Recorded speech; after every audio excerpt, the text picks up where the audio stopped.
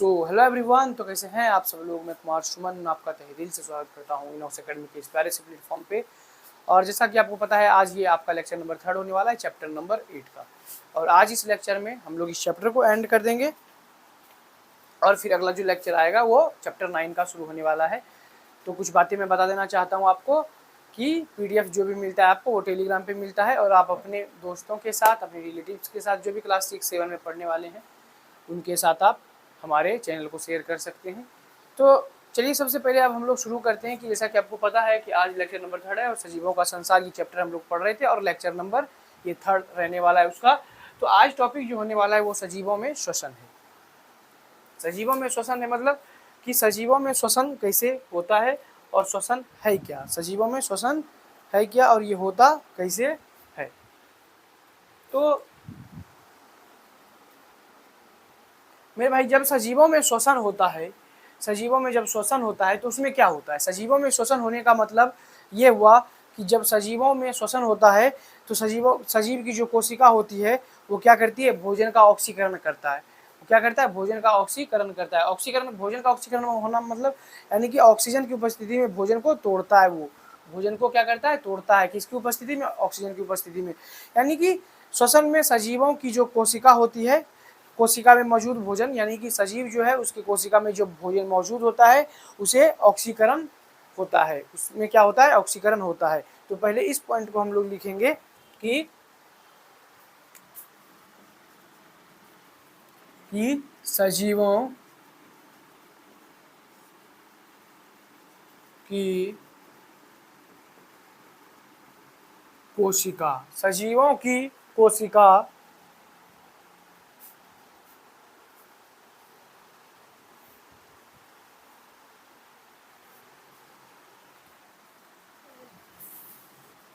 ये भी आएगा, लेकिन इससे पहले इसके बारे में हम लोग लिख रहे हैं तो यहाँ पे लिख देते हैं श्वसन में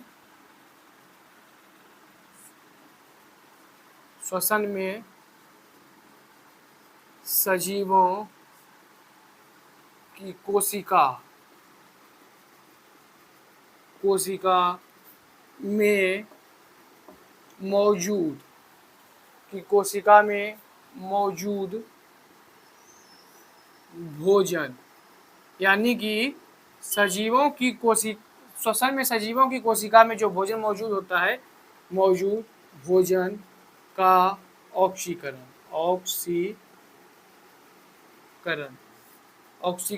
होता है।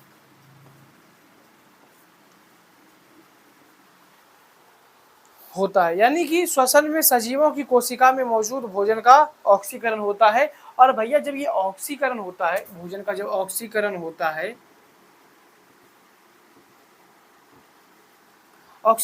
है, तो इससे हमें दो चीज मिलती है। क्या? इससे हमें मिलता है carbon dioxide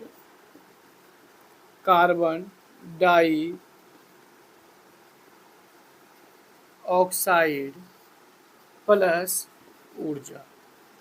carbon dioxide plus ऊर्जा, इससे हमें क्या क्या मिलता है, कार्बन डाइऑक्साइड और प्लस ऊर्जा जो होता है वो इस प्रक्रिया में मुक्त होता है। ऊर्जा मिलता है और कार्बन डाइऑक्साइड मिलता है। अब बताओ मेरे दोस्त कि मेरे भाई, ये बताओ कि क्या हमें कार्बन डाइऑक्साइड की कोई ज़रूरत है हमारे शरीर में? हमारे शरीर में कार्बन डाइऑक्साइड की किसी भी प्रकार की ज़रूरत है? नहीं। जब इसकी ज़रूरत नहीं है, इसकी ज़रूरत ही हमें नहीं है, तो ये हमारे शरीर में करेगा क्या? तो ये कुछ नहीं करता। बेसिकली इसे शरीर से बाहर कर दिया जाता है। इसे क्या कर दिया जाता है? शरीर से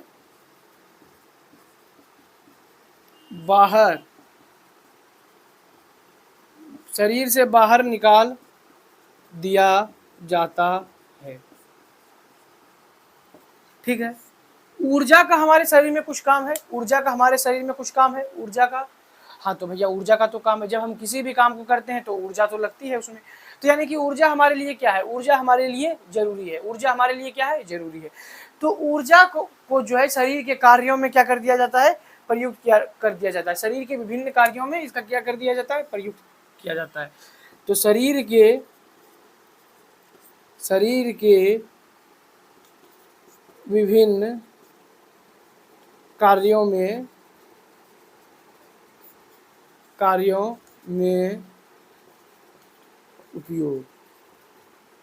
उपयोग या प्रयुक्त कर दिया जाता है। यानी कि ऊर्जा से हम जब किसी भी काम को करते हैं तो उसके लिए ऊर्जा खपत होती है, और वो ऊर्जा हमें उसकी ज़रूरत है, इसलिए इसे रख लिया जाता है, और जो ज़रूरी नहीं है उसे शरीर से बाहर निकाल दिया जाता है। यहाँ तक कोई प्रॉब्लम, यहाँ तक समझने में कोई समस्या नहीं। अब भैया यहाँ पे श्वसन, यहाँ पे मैंने लिखा है श्वसन में सजीवों की कोशिका में मौजूद होने वाला भोजन का ऑक्सीकरण होता है। यानी कि ऑक्सीकरण होता है। ऑक्सीकरण का मतलब क्या हुआ? ऑक्सीकरण ऑक्सीजन की उपस्थिति में, ऑक्सीजन की उपस्थिति।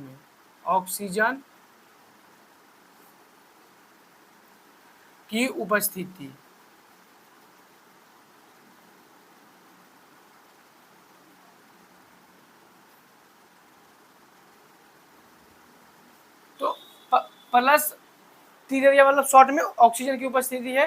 तो ये ऑक्सीजन अब हमारे शरीर में आता कहाँ से? जब हम श्वसन करते हैं, जब हमारे शरीर में श्वसन की प्रक्रिया होती है तो वो ऑक्सीजन की उपस्थिति में होती है। अब भैया ये ऑक्सीजन आ कहाँ से रहा है? तो जब हम जल पीते हैं, अभी मैं सिंपल समझा रहा हूँ, तो जल कैसे बनता है? H2O, ठीक है, तो उसमें ऑक्सीजन भी है, तो उससे भी हमें ऑक्सीजन की प्राप्ति हो जाती है हमारे शरीर में, और नॉर्मल ऑक्सीजन जो है वायुमंडल में, उससे भी हमारे शरीर में ऑक्सीजन की पूर्ति हो जाती है। तो यहाँ पे हम लोग लिखेंगे कि इस प्रक्रिया में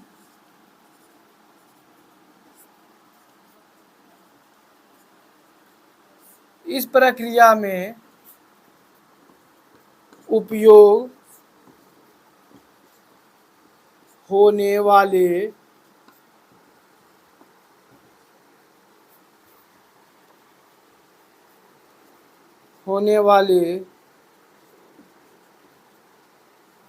ऑक्सीजन की, इस प्रक्रिया में उपयोग होने वाले ऑक्सीजन की पूर्ति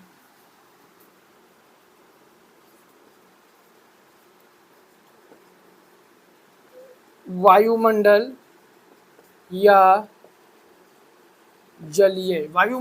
या फिर जलीय माध्यम से होती है। तो इस प्रक्रिया में उपयोग होने वाले ऑक्सीजन की पूर्ति वायुमंडल या फिर जलीय माध्यम से होती है। तो यहाँ तक आपको सारी चीज़ें क्लियर हो गई होंगी। तो मेरे भाई यहाँ तक नोट करो, उसके बाद फिर हम लोग आगे बढ़ते हैं, और जो कि अगला टॉपिक है हमारा, बहुत छोटे छोटे टॉपिक हैं इसमें, सजीवों में उत्सर्जन क्या है मेरे दोस्त?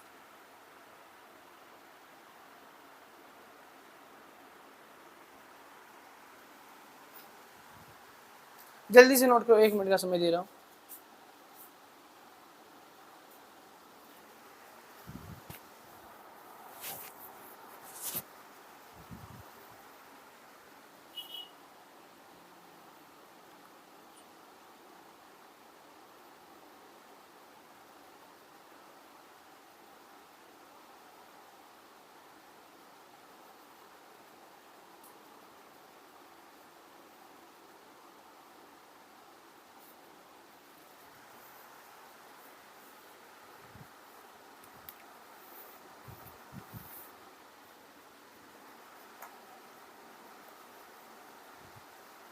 तो यहाँ तक हो गया है, तो टॉपिक को चेंज करें अब हम लोग।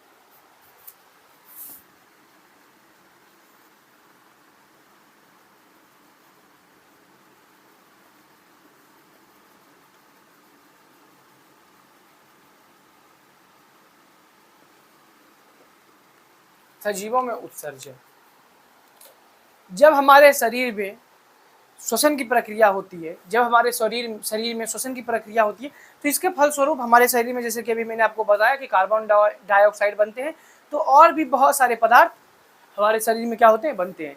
जैसे कि हमारे शरीर में कार्बन डाइऑक्साइड के साथ साथ यूरिया बनता है, ठीक है, के साथ साथ क्या बनता है, यूरिया बनता है, यूरिक अम्ल बनता है, यूरिक एसिड जिसे कहते हैं। तो ये सभी क्या है, ये सभी एक उत्सर्जी पदार्थ है। उत्सर्जी पदार्थ मतलब जो हमारे किसी काम का नहीं है, और जल बनता है। जल मतलब जिसे कि हम लोग यूरिन बोलते हैं, ठीक है भैया पैसा। तो ये सभी क्या होता है, हमारे शरीर में बनता है। क्या क्या बनता है, कार्बन डाइऑक्साइड हो गया, जल हो गया, यूरिया हो गया, यूरिक एसिड हो गया, यूरिक अम्ल बोलते हैं इसे शुद्ध हिंदी में। तो ऐसे बहुत सारे भैया उदाहरण हैं, जो कि ऐसे बहुत सारे क्या है, उत्सर्जी पदार्थ हैं, जो कि हमारे शरीर में कहीं ना कहीं क्या होते हैं, बनते हैं। तो इन्हें जब हमारे शरीर में इनकी कोई उपयोग नहीं है, हमारे शरीर में जब इनका कोई उपयोग नहीं है, तो इसे हम लोग क्या करेंगे, शरीर में तो रखेंगे नहीं, इसे तो बाहर करना होगा भाई। तो इसे बाहर करने के लिए हमारे पास कुछ उत्सर्जी अंग होते हैं, यानी कि एक्सक्रीटरी सिस्टम होते हैं। तो वो क्या करते हैं, वो इन उत्सर्जी पदार्थों को बाहर निकालने में मदद करते हैं। जैसे कि मैं बात करूं तो आपका जो एक्सक्रीटरी सिस्टम है वो क्या क्या हो सकता है, जैसे कि आपका एनस हो गया, जो कि आपकी फीकल मैटर को बाहर निकालता है, ठीक है। ऐसे बहुत सारे क्या है आपके शरीर में एक्सक्रीटरी सिस्टम है, जो कि आप आगे चल के पढ़ेंगे कहीं ना कहीं क्लास 9th में 10th में अच्छे तरीके से पढ़ेंगे, अच्छे तरीके से इन्हें पढ़ाया जाता है। तो इन्हें शरीर से बाहर निकाला जाता है। तो सबसे पहले लिखेंगे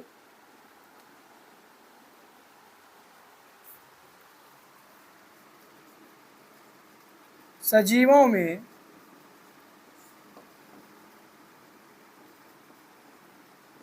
पाचन, श्वसन, ऐसे बहुत सारी क्रियाएं होती हैं शरीर में, पाचन, श्वसन आदि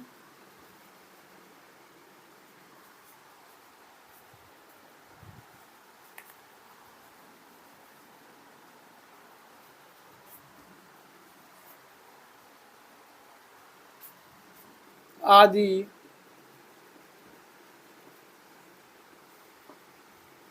क्रियाओं के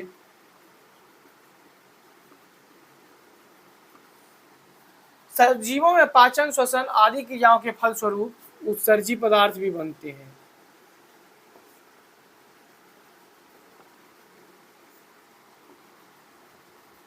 उत्सर्जी पदार्थ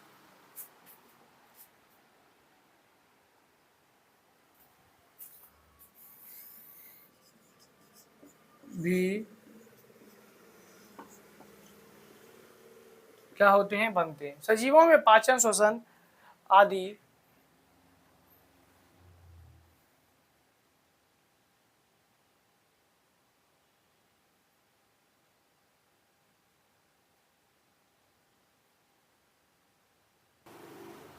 तो देखो मेरे भाई, सजीवों में पाचन, श्वसन आदि क्रियाओं के फलस्वरूप उत्सर्जी पदार्थ भी बनते हैं।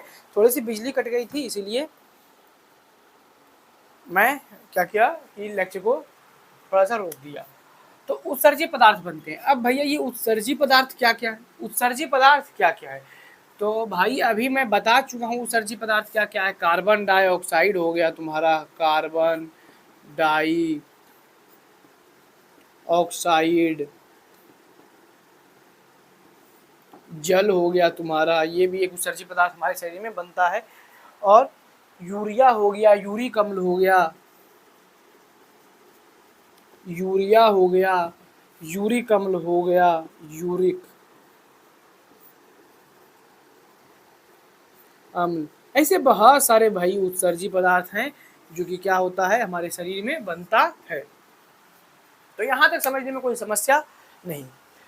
अब क्या है कि जब ये हमारे शरीर में बनता है तो इससे हमारे शरीर को किसी भी प्रकार के कोई फायदे नहीं है, इनसे हमारे शरीर को कहीं ना कहीं हानि ही है।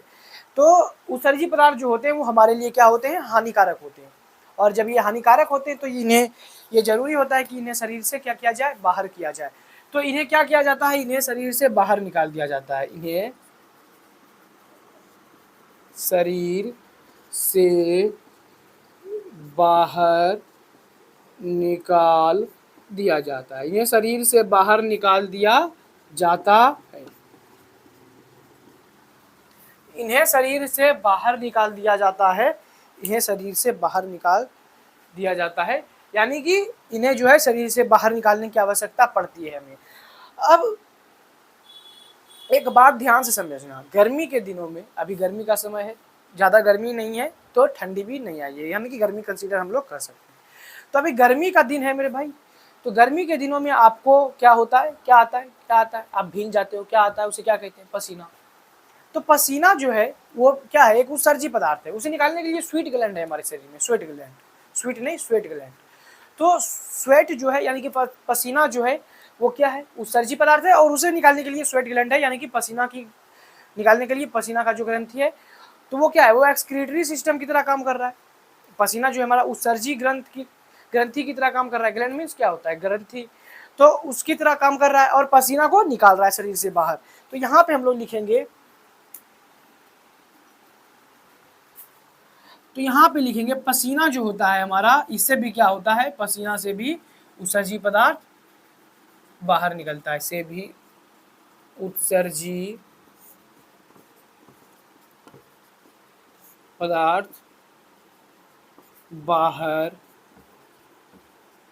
बाहर निकलता है। तो पसीना जो है उससे क्या होता है, उससे भी उत्सर्जी पदार्थ बाहर निकलता है। अब ये समझो मेरे दोस्त, ये समझो कि पसीना से जो है, इससे हमारे शरीर में जो भी उत्सर्जी पदार्थ होते हैं वो बाहर निकलते हैं। यहाँ तक समझने में कोई समस्या नहीं। पौधे में भी जो होते हैं, जो पौधा होता है, ये तो मानव के शरीर की बात थी तो मैंने आपको बताया।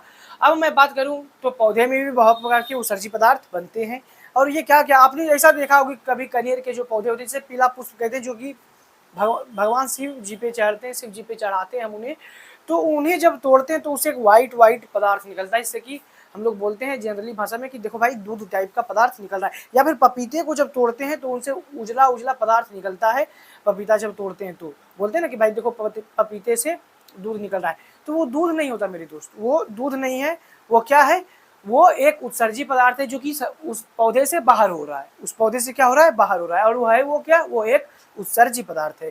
तो यहाँ पे हम लोग लिखेंगे कि पौधों में भी क्या होते हैं, कि पौधों में भी अनेक प्रकार के उत्सर्जी पदार्थ बनते हैं, उत्सर्जी पदार्थ पौधों में भी अनेक प्रकार के उत्सर्जी पदार्थ बनते हैं। और मेरे दोस्त ये पदार्थ कौन कौन से हैं, उत्सर्जी पदार्थ बनते हैं, तो कुछ का नाम जो है वो है, कुछ पदार्थों के मैं यहाँ पे नाम लिख रहा हूँ, जैसे कि आपका हो गया रेजिन जो है वो एक उत्सर्जी पदार्थ है, रेजिन, गोंद होता है ना, गोंद, क्या आपको यहाँ तक दिख रहा है, हाँ, रेजिन, गोंद, टेनिन,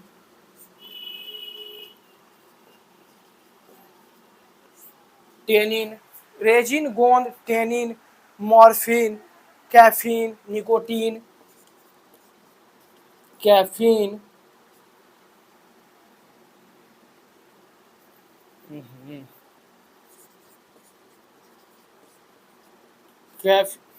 हो रहा है भाई,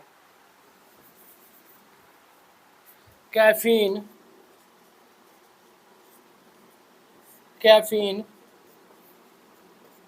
निकोटीन, ऐसे बहुत सारे पदार्थ हैं मेरे दोस्त जो कि क्या होते हैं, उत्सर्जी पदार्थ के रूप में पौधों में बनते हैं। नाम आ सकता है आपके किताब में, आपके एग्जाम में, कि इनमें से कोई एग्जाम्पल दे देगा और उसमें मनुष्य के उत्सर्जी पदार्थ का भी एग्जाम्पल देगा, ऑप्शन देगा, और ये पूछ लेगा कि इनमें से पौधों का उत्सर्जी पदार्थ कौन सा है। या ये भी आ सकता है कि पौधों के उत्सर्जी पदार्थों के नाम लिखें, 1, 2 या 3 नाम लिखें, तो आपको वहाँ पे लिखना होता है। आपकी किताब में यही 4-5 नाम है, तो 5 से ही अंदर पूछे जाएंगे। तो यहाँ तक आप नोट करो, फिर आगे बढ़ते हैं हम लोग।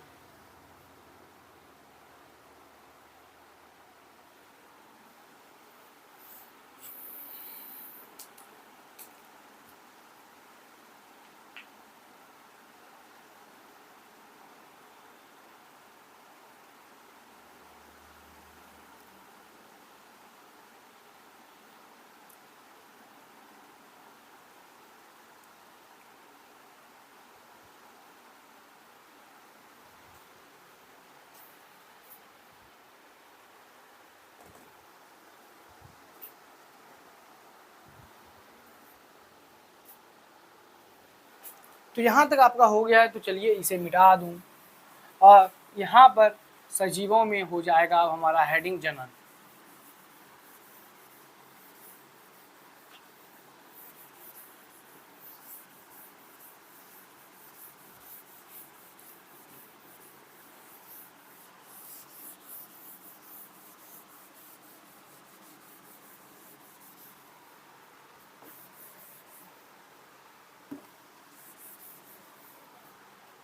तो क्या हो गया, सजीवों में जनन। सजीवों में क्या हो रहा है, जनन हो रहा है भैया, जनन। तो भैया सजीवों में जनन क्या होता है? जनन जो होता है वो सजीवों की रिप्रोडक्शन कहते हैं उसे, यानी कि इंग्लिश में रिप्रोडक्शन कहते हैं, रिप्रोड्यूस करना कहते हैं। यानी कि ध्यान से समझना, सजीवों में जनन का मतलब हुआ कि जनन जो है वो किसी भी सजीव, कोई भी सजीव हो तो उसके लिए एक प्रमुख गुण है। जनन जो है सजीवों का एक प्रमुख गुण है और इस प्रक्रिया के द्वारा, यानी कि जनन के द्वारा ही जीव अपने जैसे कोई भी जीव अपना जैसा दूसरे जीव का निर्माण करता है, यानी कि दूसरे जीव को जन्म देता है। जैसे कि मैं बात करूं भैया ऊँटनी, यानी कि मैं ऊँट की ही, मतलब समझ रहे हो मेरे दोस्त मैं क्या कहना चाहता हूँ। तो ऊँट से क्या होगा, ऊँट का बच्चा ही पैदा होगा, ऊँट से क्या होगा, ऊँट पैदा होगा। कुतिया जो है वो पिल्लों को जन्म देती है, कुतिया से क्या जन्म लेता है, पिल्ला, यानी कि कुत्ते के बच्चे ही हुए वो। अब बकरी से क्या हो सकता है भाई, बकरी ही हो सकता है। बकरी के बच्चों से, बकरी से क्या जन्म ले सकती है, बकरा ले सकता है, बकरी ले सकती है, यही तो जन्म ले सकता है, और तो कुछ नहीं हो सकता है। अब भैया पौधा का जो दाना है उससे तो पौधा ही जन्म लेगा, पौधा से तो ऐसा नहीं है कि हाथी जन्म ले लेगा। पौधा गिरा बीज, पता चला निकला हाथी, तो ऐसा नहीं होने वाला है। मनुष्य का ही जन्म हो सकता है, लेकिन भैया हम तो गधे हैं। अरे भाई मैं तुम्हारी बात नहीं कर रहा, तुम दिमाग से गधे हो लेकिन हो तो मनुष्य, दिमाग से गधे हो लेकिन हो तो मनुष्य, तो वही बात है। हाँ, दिमागी गधा अलग होना, शरीर से गधा अलग होना वो अलग बात है भैया। हाँ हाँ, मैं मानता हूँ कि तुम थोड़ा सा गधा हो, वो बात सही है, तुम स्वीकार करते हो इस बात को, वो बात भी सही है कि भैया हाथी, आदमी से तो आदमी का ही बच्चा जन्म ले सकता है, लेकिन हम तो गधे हैं। तो भाई गधा दिमाग से होना, शरीर से होना, ये अलग है। अब किसी को ये भी नहीं समझ आ रहा कि दिमाग से गधा कैसे होता है और शरीर से गधा कैसे होता है, तो भाई वो कितना बड़ा लेवल का गधा है ये बताने वाली बात थोड़ी सी मुश्किल हो जाएगी। तो यानी कि जो भी जीव रिप्रोड्यूस करता है वो अपने ही जैसे संतान को क्या करता है, पैदा करता है या फिर जन्म देता है। और भाई इससे क्या होता है, इसके कुछ फायदे भी हैं, ठीक है, यानी कि और कुछ नुकसान भी हैं। यानी कि इनसे क्या होता है, पॉपुलेशन की संख्या बढ़ जाती है, मतलब जब पॉपुलेशन बहुत ज़्यादा बढ़ जाता है तो आपको देखने को समझ में आता है कि क्या क्या हो रहा है भाई। और जब पॉपुलेशन, इनकी संख्या बढ़ती है और जनन से क्या होता है कि जो कुछ ऐसे विशेष प्रजाति हैं उन्हें क्या किया जाता है कि विलुप्त होने से रोका जाता है, यानी कि जनन के द्वारा ही बहुत सारी विशेष प्रजातियां विलुप्त होने से बचती हैं। जैसे कि मैं बात करूं, अब देखो, अब ध्यान से समझना, विलुप्त होने से कैसे बचता है भैया। ये है टिंकू, ये है टिंकू, ये है पिंकू, ये है मिंकू, ये 4 मेल हैं भाई, भैया मेल हैं ये, भैया मेल हैं ये। अब ये फीमेल है, ठीक है, इसको मेल मतलब मेल बोलते हैं। ये फीमेल है, ये फीमेल है, ये फीमेल है भैया, ये क्या है, ये फीमेल है, ये फीमेल है। अब मेरे दोस्त समझना, यहाँ पे इसने क्या किया, इसने इसके साथ, इसने इसके साथ, इसने इसके साथ क्या किया,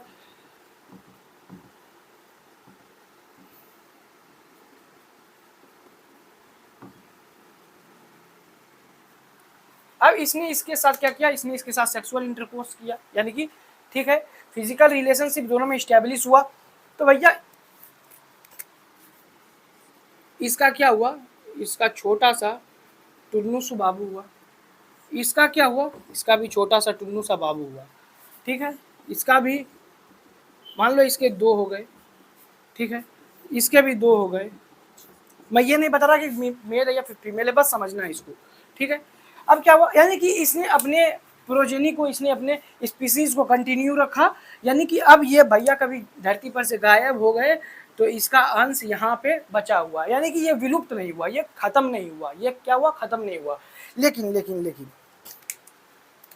लेकिन सेम कंडीशन में यहाँ पे दिखाऊं,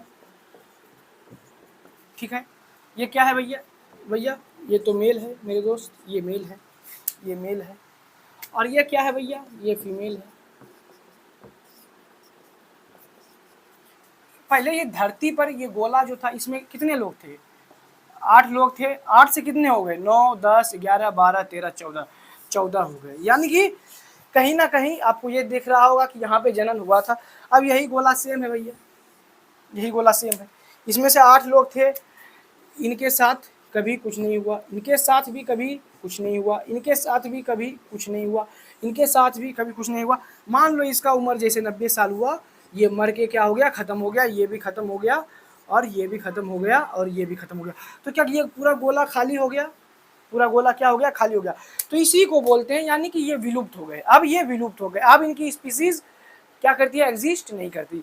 यानी कि यही समझाने का पर्पस था मेरा कि जनन से क्या होता है कि कोई भी जीव हो, वो अपनी संख्या को बढ़ाता है, और जब उसकी संख्या बढ़ती है तभी तो वो विलुप्त होने से बचता है। तो यहाँ तक समझ में आ गया होगा।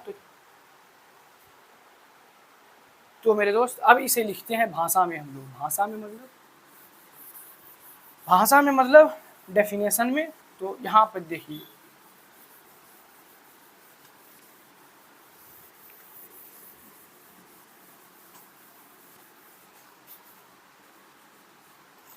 तो यहाँ पे देखिए, यहाँ पे देखिए आप मेरे साथ क्या हो रहा है।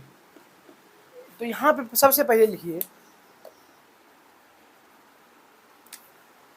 क्या कि भैया जनन जो है वो सजीवों का एक प्रमुख गुण है। जनन सजीवों का एक प्रमुख गुण, सजीव मैं क्यों कह रहा हूँ, क्योंकि ये निर्जीव में भैया एब्सेंट होता है। सजीवों का एक प्रमुख गुण है, जनन जो है वो सजीवों का एक प्रमुख गुण है। क्या है, प्रमुख गुण है। तो और इसी में क्या होता है, इसी में क्या होता है कि जीव जो है, एक जीव अपने जैसे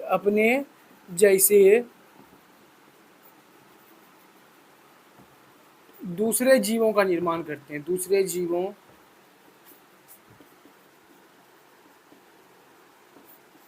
जीव अपने जैसे दूसरे जीवों का क्या करते हैं, निर्माण करते हैं। जैसे जैसे क्या है, अब अपने जैसे दूसरे जीवों का निर्माण कैसे होगा, जैसे पौधे का बीज है मेरे दोस्त, पहला एग्जांपल, पौधा का जो है क्या है, वो बीज है।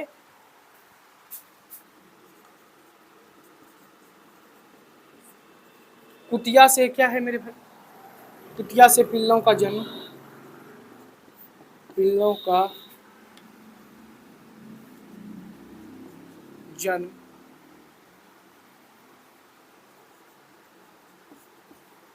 पौधों के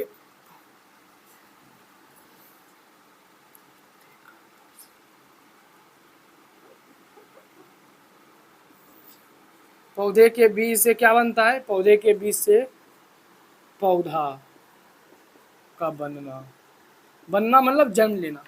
तो कुतिया से पिल्लों का जन्म, से पिल्लों का जन्म। और भैया सबसे बड़ी बात जो हम पढ़ रहे हैं कि मनुष्य से क्या होता है, मनुष्य का जन्म होता है, मनुष्य से मनुष्य का जन्म होता है, मनुष्य से मनुष्य का जन्म होता है। तो यहाँ तक आपको क्लियर होना चाहिए, यहाँ तक क्या होना चाहिए, आपको क्लियर होना चाहिए।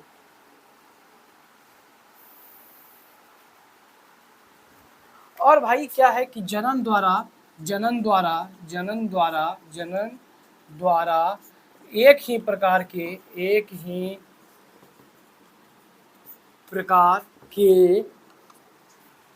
अनेक जीव बनते हैं, अनेक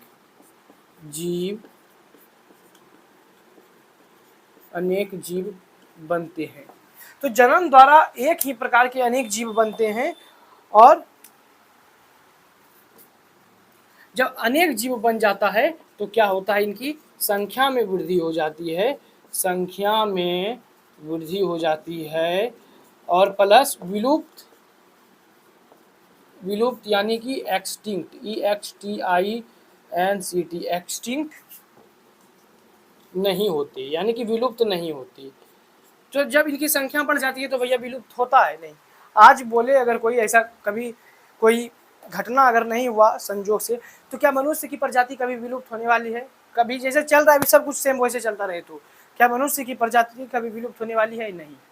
हाँ, कुछ दिन के बाद ऐसा हो जाएगा कि आदमी पृथ्वी के बाहर चिपक के रहना शुरू कर देगा कि भैया अब तो धरती पे जगह ही नहीं बचा, हम कहाँ पे रहें। हाँ, क्योंकि भाई देख रहे हो पॉपुलेशन कितना जा रहा है, इसलिए मैं बता रहा हूँ।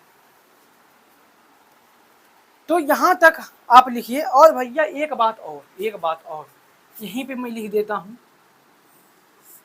यहीं पे मैं लिख देता हूँ कि भैया निर्जीवों में जो है कि निर्जीवों में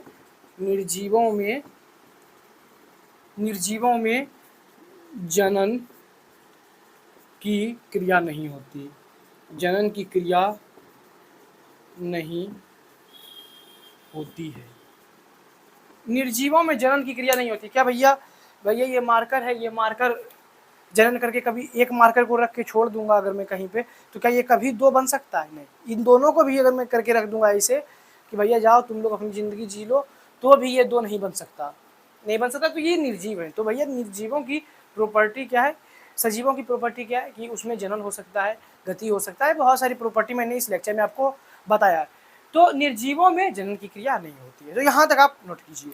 फिर हम लोग चलेंगे कि सजीवों में जीवन चक्र क्या है और ये जीवन चक्र होता क्या है। इतना तो सबको समझ में आ रहा है भाई, जीवन चक्र होता क्या है।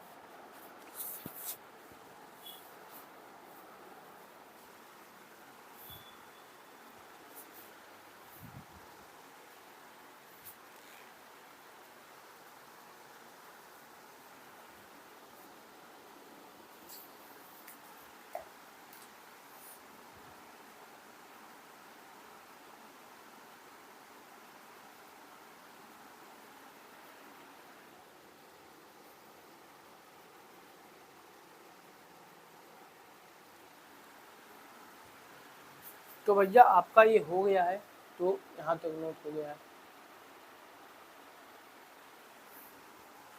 तो अब देखिए मैं क्या करता हूँ कि इसे मिटा देता हूँ। तब तक 1 मिनट का समय है, नोट कीजिए।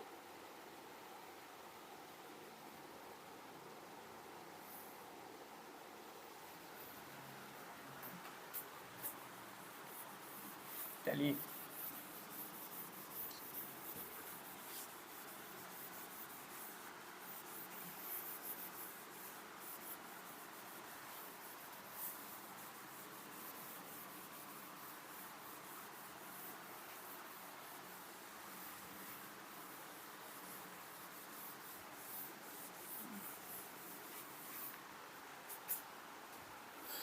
अब क्या है सजीवों में जीवन चक्र, ये आपका लास्ट टॉपिक है। सजीवों में क्या है? जीवन चक्र। ये आपका लास्ट टॉपिक है इस चैप्टर का, जीवन। तो ध्यान से समझना मेरे दोस्त, जीवन चक्र। सजीवों में क्या है? जीवन चक्र। देखो क्या होता है कि पौधे के बीज के अंदर क्या होता है, बार बार कोशिका विभाजन होता है। पौधा का जो बीज होता है वो बार बार क्या होता है, कोशिका विभाजन होता है, जिससे कि वह अंकुरित हो जाता है। बार बार कोशिका विभाजन होने के कारण क्या होता है, वह अंकुरित हो जाता है। और जब वह अंकुर धीरे धीरे बढ़ता है तो वो क्या हो जाता है, वो बीज जो था भैया वो नन्हा पौधा बन जाता है, और वो नन्हा पौधा फिर जब उसमें भी कोशिका विभाजन होती रहती है तो वो फिर थोड़ा सा उससे बड़ा हो जाता है, यानी कि बढ़कर नन्हा पौधा बढ़कर क्या हो जाता है, धीरे धीरे वयस्क बन जाता है और फिर एक विशाल पौधे में परिवर्तित हो जाता है। ये सब क्यों हो रहा है? कोशिका विभाजन के कारण हो रहा है।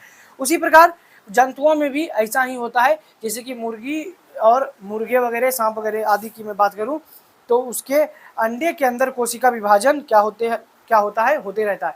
यानी कि मुर्गी और सांप के जो अंडे होते हैं, या फिर ऐसे जो जीव जो अंडे देते हैं, उनके अंडे के अंदर कोशिका विभाजन होते रहता है, जिनसे उनका बच्चा बनता है। और जब ये बच्चे अंडे के अंदर डेवलप हो जाते हैं, इतने बड़े हो जाते हैं कि अब वो अंडे के कवच को तोड़कर बाहर निकल सके, तो वो उसे तोड़कर बाहर निकल जाता है। तो बाहर निकल जाता है। और वृद्धि करके क्या होता है, वृद्धि करके वो वयस्क बन जाता है। यानी कि जो कोशिका विभाजन हुआ अंडे में, उससे क्या बना, बच्चा बना। फिर वो धीरे धीरे क्या हुआ, इतना बड़ा हो गया कि अब वो अंडे के कवच को तोड़ सकता है, तो उसने अंडे के कवच को क्या किया, तोड़ दिया। अब वो फिर उसके शरीर में धीरे धीरे कोशिका विभाजन हो रहा है, होते होते होते तो वो धीरे धीरे बड़ा हो रहा है, बड़ा होते होते वयस्क बना, फिर उससे भी थोड़ा सा बड़ा हुआ, फिर धीरे धीरे एक एज ऐसी आती है भैया, सब धीरे धीरे वृद्ध हो जाता है। वृद्ध होकर उसकी कहानी धरती पर से खत्म हो जाती है। यानी कि मैं बात करूं, सजीव विकास की कई अवस्थाओं से होकर गुजरता है। सजीव विकास की कई अवस्थाओं से होकर गुजरता है, लेकिन सजीव विकास की कई अवस्थाओं से होकर प्राय एक चक्र में गुजरता है। एक चक्र मतलब यानी कि जो चक्र है वो सबके लिए सेम है। विकास की अवस्था अलग अलग है लेकिन चक्र सेम है। जैसे कि बच्चा है मेरे दोस्त, नहीं बच्चा नहीं, शिशु लिखो, शिशु, शिशु है मेरे दोस्त, शिशु है। शिशु क्या बना, बच्चा। बच्चा से क्या बना, वयस्क। वयस्क से क्या बना, वृद्ध। वृद्ध से क्या बना, मृत्यु उसकी हो जाती है। लेकिन यहां से समझो, शिशु क्या बना, बच्चा। बच्चा से वृद्ध, ठीक है ठीक है ठीक है। वृद्ध से क्या बना, वृद्ध से हो गया मेरे भाई मृत, मृत। तो फिर शिशु जो है वो बच्चा बनेगा, फिर बच्चा जो है वो वयस्क बनेगा, वयस्क फिर क्या बनेगा, वृद्ध बनेगा, वृद्ध फिर मृत हो जाएगा। फिर कोई दूसरा बच्चा आएगा, वृद्ध बनेगा, अति बच्चा बनेगा, बच्चा से फिर वयस्क बनेगा, वयस्क से फिर वृद्ध बनेगा, वृद्ध से फिर मृत हो जाएगा।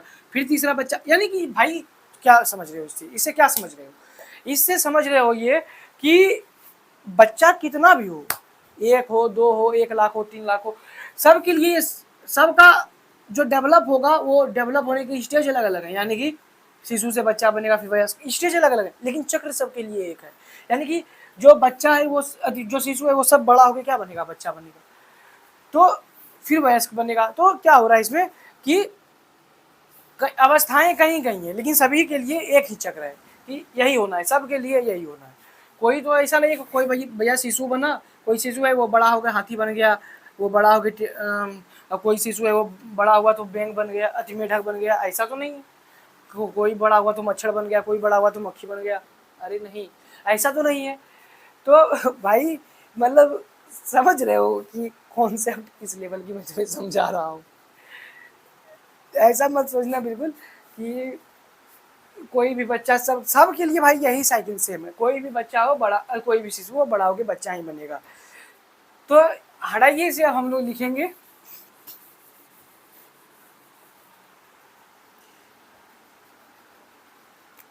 तो प्रत्येक सजीव का क्या होता है, एक जीवन चक्र होता है। प्रत्येक सजीव का, प्रत्येक सजीव का एक जीवन चक्र होता है। प्रत्येक सजीव का क्या होता है, एक जीवन चक्र होता है। यानी कि मैं यहाँ बात करूँ तो वो जन्म लेता है, जन्म लेता है, जन्म लेता है, और जब जन्म लेता है तो फिर वृद्धि करता है, वृद्धि करके क्या बन जाता है, जब जन्म लेता है फिर वृद्धि करता है, वृद्धि करके क्या बन जाता है, वृद्धि करके वयस्क बन जाता है। और फिर वयस्क के बाद क्या बन जाता है, वयस्क, जन्म लिया फिर वयस्क बना, फिर वो जनन करता है यानी कि अपने जैसे बच्चे को जन्म देता है, और फिर वो क्या हो जाता है, वृद्ध हो जाता है। यानी कि कोई भी जीव हो पहले जन्म लेता है, फिर वृद्धि करके वयस्क बनता है, फिर वो जनन करता है और फिर वृद्ध हो जाता है। और भैया जैसे वृद्ध होगा उसके कुछ दिन के बाद उसकी क्या हो जाएगी, मृत्यु हो जाएगी, तो वो मृत हो जाएगा। और जब जन्म लेता है तो वो क्या रहता है, वो शिशु रहता है, यानी कि छोटा बच्चा रहता है, बच्चा रहता है। और जनन करता है तो इसमें क्या करता है, अपने जैसे जीव को जन्म देता है, अपने जैसे, अपने जैसे जीव को जन्म देना, अपने जैसे जीव को जन्म देना, उसी के लिए जनन की प्रोसेस की जाती है मेरे दोस्त। तो यहाँ पे लिखेंगे,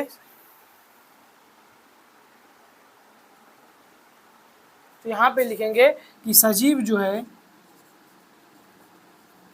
सजीव विकास की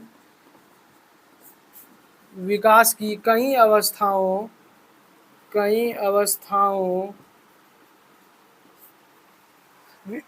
सजीव विकास की कई अवस्थाओं से प्रायः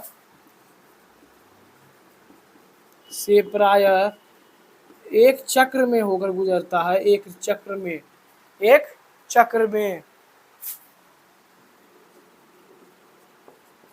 में गुजरता है।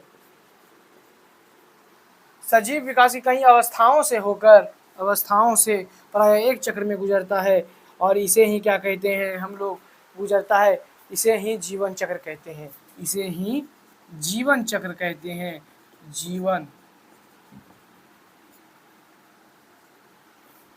चक्र कहते हैं।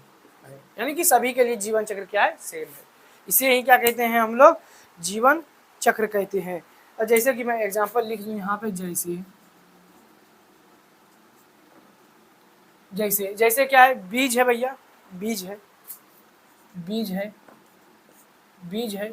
ये क्या हुआ, ये क्या हुआ, ये थोड़ा सा अंकुरित हुआ,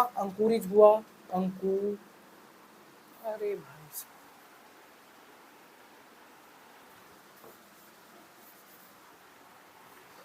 बीज है, थोड़ा सा क्या हुआ, अंकुरित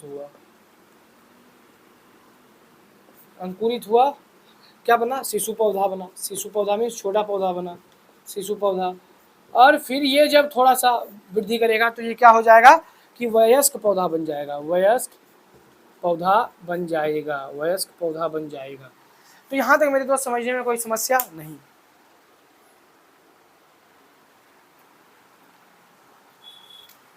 एक और बात मैं यहाँ लिख देता हूँ कि अंडे के अंदर कोशिका विभाजन, अंडे के अंदर कोशिका विभाजन, अंडे के अंदर कोशिका विभाजन के बाद क्या बनता है, भैया बच्चा बनता है। तो अंडे के अंदर कोशिका विभाजन के बाद क्या होता है मेरे दोस्त, बच्चा बनता है। यहाँ तक नोट करो, 1 मिनट का समय मैं दे रहा हूँ, 1 मिनट। तो फटाफट नोट कीजिए।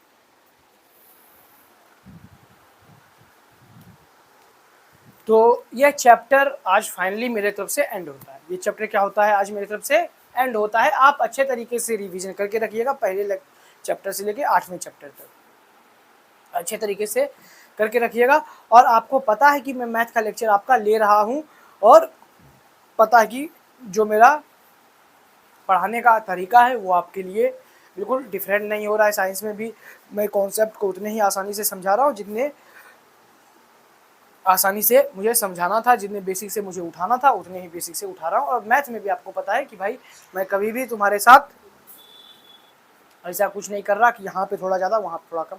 मेरे जो सिलेबस जो सब्जेक्ट मैं ले रहा हूँ मेरे लिए दोनों बराबर है, और आप भी मेरे लिए उतने ही इम्पोर्टेंट हो, इसीलिए। तो ये चैप्टर एंड होता है, और एंड होते होते चैप्टर को लास्ट में भाई आज एक धमाकेदार शायरी के साथ इस चैप्टर को एंड कर देते हैं कि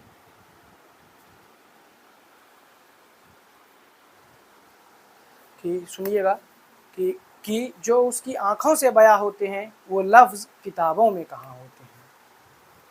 तो मस्त मन लगा के पढ़ते रहिए, और मिलेंगे आपसे अगले लेक्चर में super soon in the next lecture. पढ़ते रहिए, अपने दोस्तों के साथ शेयर करते रहिए, अपने रिलेटिव्स के साथ शेयर करते रहिए। और आपको जो भी डाउट आता है आप अपने वीडियो कमेंट में पूछ सकते हैं, पीडीएफ आपको टेलीग्राम पे मिल जाएगा। और आपको लेक्चर कैसा लगा ये लेक्चर के लास्ट में कमेंट में जरूर बताइएगा। तब तक के लिए super soon in the next lecture. Okay बच्चों, लव यू, बाय बाय, पढ़ते रहिए, मस्त रहिए, नमस्कार। See you super soon. पूरा रिवीजन करके रखिएगा। Okay bye bye.